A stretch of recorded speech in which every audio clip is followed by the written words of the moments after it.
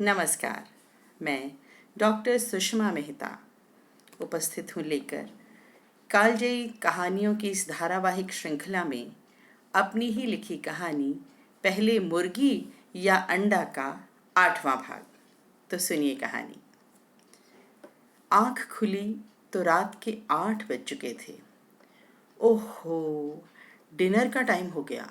अनिंद्या बुदबुदाते हुए उठी। उसने मोबाइल उठाया। ओह माय गॉड, मम्मा पापा की 10 मिस कॉल। वह रूम की टेंशन में उन्हें कॉल करना तो भूल ही गई थी। उसने जल्दी से पापा को कॉल की। मम्मा होंगी तो बस शुरू हो जाएंगी। पापा ने कॉल उठाते ही पूछा, बेटा कहाँ है तू? उनकी आवाज़ में चिंता साफ झलक रही थी। सॉरी पापा, सॉरी, मैं कॉल नहीं कर पाई। मैं हॉस्टल में ही हूँ, अकोमोडेशन मिल गई है। अभी मैं मेस में डिनर के लिए जा रही हूँ। वहाँ से आकर फिर डिटेल में बात करती हूँ। लेट हो रही हूँ, 9 बजे तक मेस बंद हो जाएगी। अनिंद्या एक सांस में बोलती चली गई। पापा ने कहा, ओके ओके, पर लौट कर कॉल ज़रूर करना। मम्मा को बात करनी है तुझसे, कहकर उन्होंने फ़ोन काट दिया। वह वॉश बेसिन की ओर लपकी, मुंह धोया और नीचे डाइनिंग हॉल में आ गई। हॉल लगभग भरा हुआ था। वह इधर उधर देख ही रही थी कि अंजलि ने उसे आवाज़ दी। हे अनिंद्या! उसने भी देखकर हाथ हिलाया और उस टेबल की तरफ बढ़ गई। अंजलि ने अपनी फ्रेंड सुनिधि से उसे इंट्रोड्यूस कराया और फिर तीनों गपशप करते करते खाना खाने लगी। उठते उठते तय हुआ कि कल सुबह अनिंद्या यूनिवर्सिटी जाएगी और सुयश सर से मिलकर उनसे ब्रीफिंग लेगी। अगर मौका मिला तो उन्हें अपनी प्रॉब्लम के बारे में भी कुछ हिंट देने की कोशिश करेगी और दोपहर बाद तीनों मिलकर उसके लिए अकोमोडेशन ढूंढने निकलेंगी। अभी 1.5 दिन है, कुछ न कुछ तो हो ही जाएगा। रूम पर लौटकर उसने मामा को कॉल की और तसल्ली से फ़ोन लेकर पलंग पर बैठ गई। उसे मालूम था कि अभी 10 मिनट तक सिर्फ मम्मा ही नॉनस्टॉप बोलेंगी। उसे सिर्फ सुनना है। और वही हुआ भी।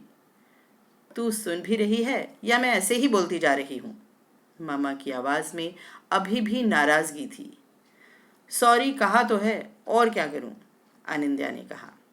बस तू और तेरी सॉरी। यह ले पापा से बात कर, कहकर मम्मा ने फ़ोन पापा को पकड़ा दिया। उसने राहत की सांस ली। फिर पूरी कहानी उसने पापा को सुना दी। वे चुपचाप सुनते रहे। जैसे ही उसने 2 दिन और पेइंग गेस्ट अकोमोडेशन ढूंढने के बारे में कहा तो वे बोले, ठीक है, कल मैं और तेरी मामा आ रहे हैं। वह तुरंत बोली, कल नहीं, आप परसों आना। 2 दिन तो मैं गेस्ट हाउस में हूँ ही, फिर देखेंगे। ठीक है, पर तू अभी फीस डिपॉजिट मत करवाना। अभी 10 दिन का टाइम है। पहले रहने का इंतज़ाम देख लें। अगर यह इंतज़ाम ठीक से नहीं हो पाया तो बेटा, पापा कुछ देर रुके, तो बेटा तुझे शायद लौटना पड़ेगा। हॉस्टल तो ठीक था, पर किसी अनजान के घर अकेले रहना ठीक नहीं लगता। ओके पापा, अनिंद्या के बुझे स्वर ने पापा को शायद झकझोरा।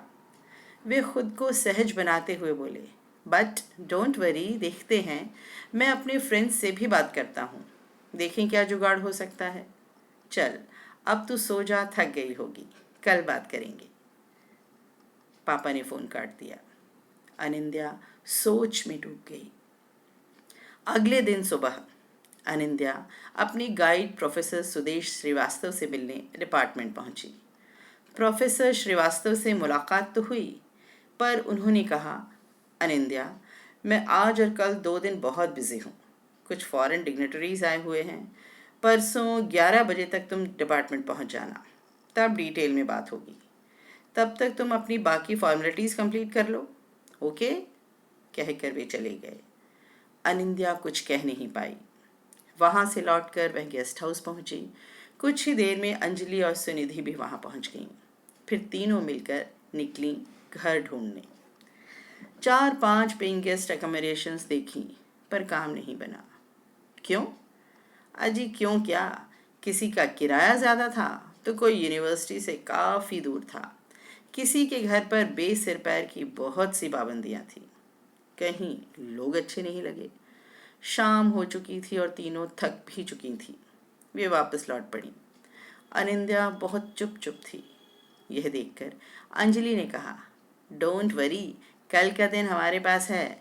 मैं अपने दूसरे फ्रेंड से भी बात करती हूँ, हो जाएगा कुछ न कुछ। मैं भी कोशिश करती हूँ, टेक चिल। अनिंद्या बेमन से मुस्कुरा दी। थकी और टेंस अनिंद्या गेस्ट हाउस पहुंचकर बिना कुछ खाए पिए ही सो गई। सुबह अंजलि की कॉल से उसकी आंख खुली।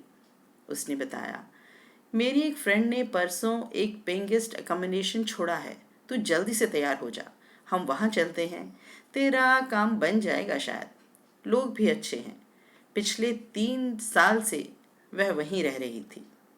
ओके, अनिंद्या ने जवाब दिया और फिर तैयार होने चली गई।